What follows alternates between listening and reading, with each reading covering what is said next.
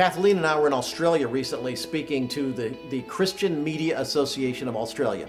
It's a great media conference that happens every year, and we've been there twice. I love Australia, love the people down there, love the communicators in Australia, the media folks.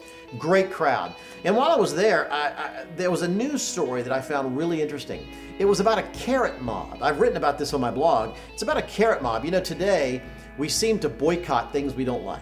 Particularly in the Christian community, we boycott everything. We boycott Hollywood, we boycott the gay community, we boycott whatever we don't like.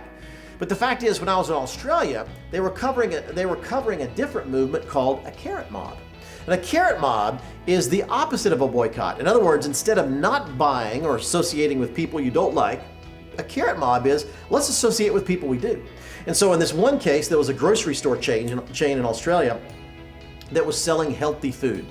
And so they decided we're going to reward them for selling healthy food instead of boycotting grocery stores that don't.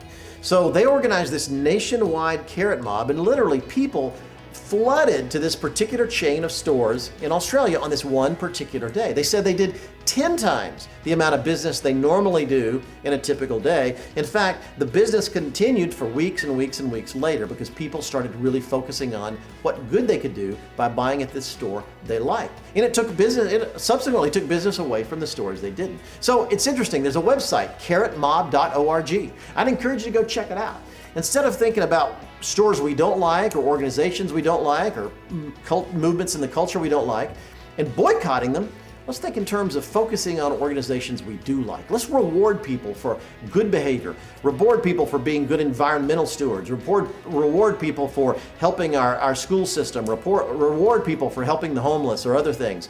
And let's start a carrot mob and start focusing on those groups. And whether you're a church, a ministry, a local company, just a housewives group, whatever you have, student group, go out there and start focusing on organizations, companies, and movements you like.